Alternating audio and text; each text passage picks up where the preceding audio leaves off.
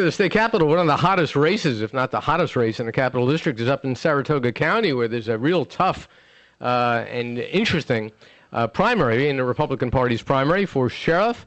After some 40 years, Jim Bowen, a legendary, venerable sheriff, who's the longest tenured sheriff in New York State right now.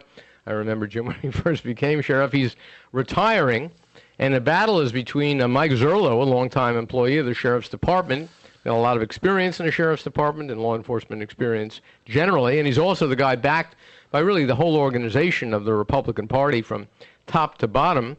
And he's joining us this morning, and of course he's running against Jeff Gildersleeve, who was with us here on Monday, a longtime state police official who rose the ranks in the state police. He's an investigator now in the Warren County Sheriff's Department. He's the outsider challenging Mike Zurlo, and since we had Jeff Gildersleeve with us on Monday, actually, within minutes of having Jeff Gildersleeve with us on Monday, someone came over from one of Senator Dean Skelos' offices and said, would we have Mike Zurlo on? Could I put him on the air? I said, sure, I'd be happy to have him on. He's joining us this morning. With that as background, let me welcome Mike Zurlo to the show. Good morning, Mike. Thanks for being with us. Thanks, Fred. Thanks for having me. This is one of the most spirited races around, and certainly it's unusual in Saratoga County since there hasn't been a race for sheriff of any consequence, really, in some 40 years. If you would, give us a sense of how it's going, and if you could comment on the fact, I think it's a fact, that a lot of people think that the race up there is fairly tight with your opponent. The race has been going very good, very positive. I've been out door to door every day, meeting the residents of the county. I've been all over the county, from Waterford to Malta to Ballston, Milton, all the way up to the Sacandaga. The response has been great, and I'm looking forward to our primary on September 10th and moving on to the general election. What about the question of a tight race? Do you see it that way? I don't. Based on everybody I've been speaking to, the citizens of the county, I believe they're out there supporting me, and that's what I'm hoping for on September 10th. Let me note that Mike Zurlo is a native of Mechanicville, and he served a stint as a town justice in the town of Stillwater. He now works for a private firm as a consultant, I gather, and also is an instructor in the Municipal Police Training Council, which trains would-be police officers. When you think of the issues in this race, Mike, tell us what the most important ones are. I think the important issue for me, Fred, is our school and our children. I formed a teen advisory safety council with students throughout school districts in Saratoga County. We had our first meeting yesterday. I had students grades 10, 11, and 12 from Shenandoah, Ballston Spa, Mechanicville, Stillwater, Corinth. I believe it starts in the schools. I'm looking to... What is the it that starts in the schools? I believe we need to have since there's no more DARE, no more state funding for DARE, I believe we need to look at our students in schools and have them come up with some ideas and see what's bothering them. The students themselves should come up with the ideas? What do they know? They're the eyes and ears inside the school. They're basically there to learn from people who know things. To learn, and if I want to educate them on underage drinking, maybe social media, Facebook, bullying, drug abuse. So if they could spread that word in regards to the safety council that I've started, I think it'll benefit everybody. One of the critiques of the DARE program was that it stimulated an interest in young people in drugs, that in fact it was counterproductive in some cases. I wonder if that could be, what do you think about that as a possibility? Talking to these students yesterday, amazingly, there was more about alcohol abuse and underage drinking, they among their peers in the schools. So that's an area we'll look at. I'm planning on meeting with these students once a month when I become sheriff, and see if there's any way that the sheriff's department and me as sheriff can help them. You're going to meet with students once a month around the county? That's correct. Well, when I had Jeff Gildersleeve on, he said the problem he thought was heroin addiction that was spreading badly, a lack of high-quality technology in the sheriff's department, which he alleges is outdated, doesn't even have the most basic kinds of internet connections, and also hostility from Albany towards the Second Amendment in the form of the Governor's SAFE Act. What about those as priorities for you? With the SAFE Act, I'm totally against it. I will not do Governor Cuomo's dirty work. That's be a small part of what I have to do as sheriff. What does that mean? You wouldn't enforce the law? No. What I'm saying is that I'm not going to do his dirty work. What does that mean, though, do his dirty work? I mean, it's the law of the state. Absolutely, and I take an oath to look as the top law enforcement officer. If we come across situations, I'll use the common sense approach. But what does it mean not to do his dirty work? What are you thinking of when you say that? The laws that he came up with in regards to the SAFE Act. What about the laws? Well, the SAFE Act is the law. Correct. So when you say not to do his dirty work, does that mean you won't enforce the law, or that you will enforce it, but with difficulty because you're against it? With difficulty, we'll look at each case as it comes across, and I'm not going to be going out looking for weapons from hunters or going door to door.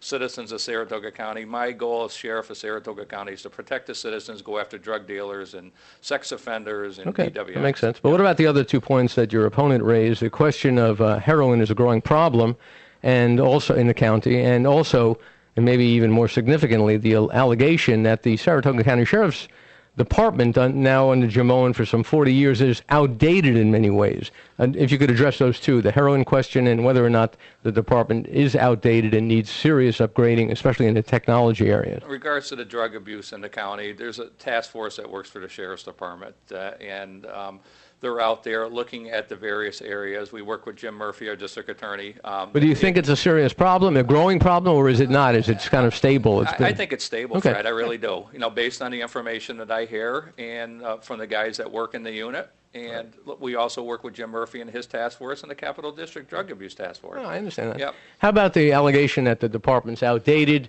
that many of the procedures are throwbacks to an earlier period when Jim Owen first came in? Absolutely, completely false. It's an accredited police agency. We were accredited in 1994. They were recently, this past week, re-accredited. Well, whatever accreditation means. I mean, it doesn't mean you have the best internet system, does it? That's correct. Okay. They have email there. They have the technology capabilities as a police agency. Right. Yeah. Well, I was told that Jim Bowen's department, your old department, restricts the ability of police officers, deputies, to purchase weapons when they're on their own. I guess many departments allow people to purchase with their badge. They can't carry weapons, apparently, when they're off duty unless they get special permission. Are there restrictions on the deputies that don't occur in other departments? And if so, do you agree with those or do you not? I have to see what other departments do. You must have some familiarity with them. Yeah, and I'll look at that. But do you have familiarity with them now? You're not aware of what other departments do? I am not. Oh, okay. And that's something. Have you heard this concern expressed, though? Not really. Okay. And when I become sheriff, we'll look into it. I'll research it, and I'll see. We'll go from that point. But it's something that I'm open to, and we'll look into. Fair enough. Just as one last related question, where do you stand on gun rights? I mean, you say you're opposed to the governor's so-called SAFE Act. Are you an NRA member, for instance? I am. Yes. When did you join? Probably 4 months ago. 4 months ago? Yeah. When you were about to run for office? Correct. Why had you not joined before then? I'm not a hunter. I don't, have a gun, so I joined to see what their organization is all about. You don't have a gun? You're a police officer? That's correct. Or you were one. I mean, you must have your own. Absolutely. Yeah. Okay. And just in terms of Second Amendment rights, do you see much difference between yourself and your opponent, Jeff Gildersleeve? I don't. Okay. Right. Let me ask you about the organizational support you have. For instance, when I got off the air on Monday, someone from Senator Skelos' office came over and asked me to put you on the air, which I was happy to do. Is Senator Skelos backing you? No, I was surprised when I heard that. You weren't aware of it? Right, correct. What do you think of what Skelos did with the message of necessity for the SAFE Act, so-called SAFE Act? I think it was pushed down everybody's throats, and the law-abiding citizens never had an opportunity to... Senator Skelos signed a letter that allowed the message of necessity to be used to rush or jam that through. In retrospect, do you think that he shouldn't have done it, or do you think he shouldn't have? Like I said, I think the law-abiding citizens should have had an opportunity to... No, I understand, but that's not what I asked you. Yeah. I asked you, do you think Skelos should have done it or should not have done it? I think it was rushed.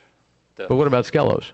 You think he acted improperly if he signed this letter, which he did sign? If he did, then absolutely. Fair enough. Yep. And let me just, and a related question about all the organizational support you have. We live in a time, as I'm sure you know, when a lot of people are very unhappy with the political parties, and certainly Republicans. I've never seen a degree of unhappiness amongst Republicans, and I think they're upstate Republicans mainly, these days, in all the years I've been covering state government and politics, that you see the dislike of a Republican organization, yet you're the strongly backed by the Republican organization. Is that in any way a negative for you, or do you think it's a good thing to have the kind of organizational support you have? I believe it's a good thing. From day one, when the sheriff decided he wasn't going to seek a re-election, I jumped right into this. I went through the interview process, submitted my resume. I went to all the committee meetings throughout the county, towns, and cities, and overwhelmingly, I got their support. And we should note, and I'm sure you're proud of it, that Jim Bowen, the longtime sheriff, is strongly supporting Mike Zurlo. He's out there campaigning for you, is that right? Absolutely, Fred. And yes. Yep. Has he commented at all about your opponent? Has he attacked your opponent, or is it he's emphasizing the positives of your background? No, positive with me, and that's the way I've been throughout this campaign. Okay. A couple of people have contacted me, and it's not surprising because I had noted you were going to be joining us. You hear from people on various sides. And they've contacted me claiming that some of your resume contentions or claims aren't quite right. You're described, I think, on your resume as a senior chief investigator, having been a senior chief investigator in the department, and they have claimed that there's no such title, and also that you were a lieutenant in the sheriff's department. And the claim was that, to me, is that you never really were a lieutenant. You were an acting lieutenant, and that you hadn't gotten the civil service approval to be lieutenant for whatever reason. Are either of those allegations against you correct, that in fact there's no such title as senior chief investigator or chief investigator? There was a senior investigator's position that the sheriff designated for me to be, the same as the state police senior investigator as my opponent, and I was in charge of this investigation unit, signed cases, handled all the major crimes and incidences, and basically ran the investigation unit. And how about the claim about being a lieutenant? I was a provisional lieutenant with the sheriff's department for, I believe, a year and a half. Okay, Yeah. well, you were a lieutenant. Why was it provisional? Why wasn't it ever made permanent? Because of civil service testing. You didn't pass the Correct, test? Is that, that's correct. Okay, fair enough. When people ask you to distinguish yourself from your opponent, Jeff Gildersleeve, who obviously does have a lot of experience in the state police and with the criminal task forces that deal with drug crimes. I mean, he certainly seems to be an expert in that. What do you say by way of explaining why you'd be a better sheriff than your opponent? 30 years, well, basically 36 years law enforcement experience, 4 with mechanical. I had 32 with the sheriff's department, worked my way up the ranks. Know all areas of the sheriff's department. I've worked and had the knowledge of working in corrections, communications, with our civil department, with our records department. So based on all that, the culmination of the 32 years, Fred, and knowing the ins and outs of the sheriff's department, I believe that's my advantage over my opponent, who has no experience with communications or corrections. But his experience in state police, presumably, or with something in terms of law enforcement, right? You wouldn't. Do you think he's qualified to be sheriff? I mean, if he ever won, would he be qualified? His experience with the state police, but I believe my qualifications exceed his. Okay. And let me just add a related political question, and I'm sure many people in Saratoga County were following this closely. I didn't until I took a look at it recently, and that was your challenge to your opponent's petitions, which were built around the claim that his name wasn't properly put on there. Why would you try to deny Republican voters the right to have a decision, right to have a opportunity to decide who their party's nominee should be, merely on the basis of someone putting their name down spelled in a way that generally he isn't known as? Why did you decide to do that? That's part of the process. It doesn't have to be. It's not required. Correct. That was a choice you made. Correct. Right. The lawyers believed that there was an issue with it. Yeah, but you have to authorize them. If you had told them not to do it, if you control your own campaign, they could have said, okay, we're just calling it to your attention. But you could have argued that in this day and age, when someone has that many signatures, we shouldn't try to knock them out on a technicality, which is exactly what you tried to do. Correct. But I also believe if the shoe was on the other foot, it would be the other side of the fence. So, but shouldn't one set an example? Just because the opponent would do something doesn't mean you have to. correct. Yeah. So why do it? And the fact you did it, and however good your lawyers were, you lost. It's even worse when you lose. If you knock them off, then you could have said, well, that's the way it happens. But so it's an issue now, as are the disappearance of his signs. He's saying 300 signs have been stolen. Now, that always goes on. It's an awful thing to do. I've seen campaigns on both sides of primaries and generals do it. It's disgusting. Do your people have any knowledge of who's involved with this, assuming it's even happening? I don't, Fred. Listen, I've had signs missing. I've had signs show up at my front lawn damaged. I don't condone it. Could be, town regulations where you can't have signs up on right-of-ways, maybe overzealous supporters. I don't condone anything. Right. I'm out there meeting the public and talking to the people what they want to hear. In this day and age of these infrared cameras that deer hunters use and others can use, you can set up these cameras. I'm sure the military uses them. And you could get pictures of people doing this kind of thing. They're motion detectors at night with infrared light that can't be seen. I wish they would do that. And let's see some pictures of who these people are if it's happening. Absolutely. It's happening on my side. And, like I said, I don't condone it. There are only less than 2 weeks to go now to the primary. Where are you principally getting your contributions from? Private donors in Saratoga County, businesses in Saratoga County. Any of it, as far as you know, being steered by Albany politicians to try to get you elected as opposed to your opponent or anything like that? No, not at all, Fred. How about your opponent's money? Do you have any concern about where it's coming from? Some of it is coming from a couple of gun shops. We know that Brian Olison, the gun guy, who I think is a terrific guy, he's a strong supporter of Jeff Gildersleeve, which he has a right to do. He's giving him money, but there are other people contributing as well. You don't have any difficulty or problems or questions about where your opponent's money is coming from? Not at all. Like I said, I'm getting my donations from the citizens of the county and the businesses in the county.